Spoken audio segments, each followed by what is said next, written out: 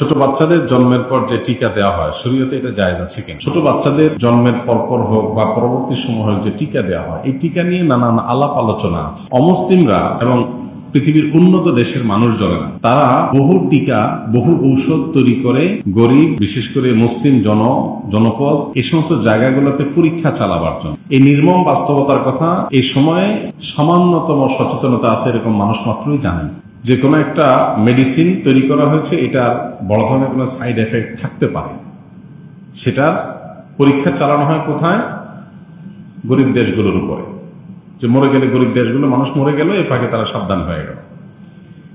মানবিকতা বলে যারা চিল্লাচিল্লি করে, যারা আমাদেরকে ভালো মন্দের রেখা টেনে দেয়, তাদের আসল রূপ বিভিন্ন কর্মকাণ্ডের মধ্য দিয়ে প্রকাশ পায়। এর মধ্যে এটা একটা, যে আমাদের মতো গরিব দেশগুলোর উপরে তারা বিভিন্ন রকমের পরীক্ষা নিরীক্ষা চালায়।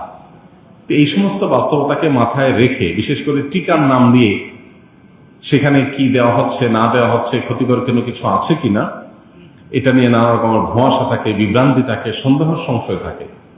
এই কারণে যদি কেউ টিকা গ্রহণ না করে তো সেটা রাইট অবশ্যই তার আছে, বরং কোনো কোনো ক্ষেত্রে সন্দেহ হলে, বিভ্রান্তির সুযোগ থাকলে সেটা থেকে বিরত থাকাটাই বরং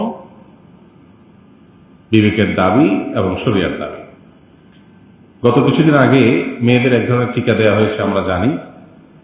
শত শত হাজার হাজার মেয়েরা অসুস্থ হয়ে গেছে সারা দেশে, প্রচুর পরিমাণ পত্রপত্রিকা নিউজ হয়েছে।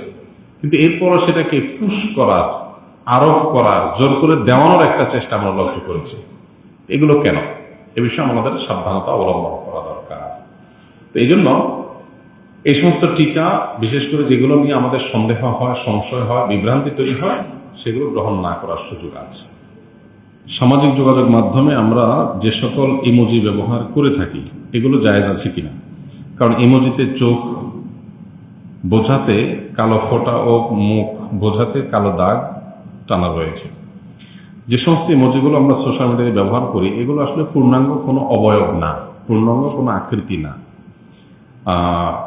এগুলোতে চোখ, কান, চোখ, নাক বা মুখ বোঝানোর জন্য এক দুটা দাগ টাগ দিয়ে দেওয়া হয়।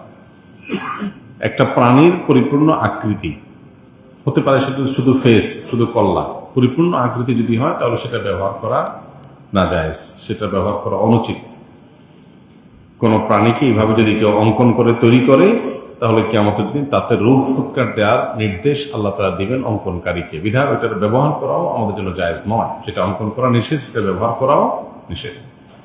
কিন্তু সাধারণত যে ইমোজিগুলো পাওয়া যায়, এগুলোতে আসলে পূর্ণাঙ্গ কোনো প্রাণীর অবয়ব থাকে না। যেমন কান থাকে না অনেক সময়, অন্যান্য গুরুত্বপূর্ণ অঙ্গ যা ছাড়া মানুষ কল্পনা করা যায় না, সেগুলো থাকে না।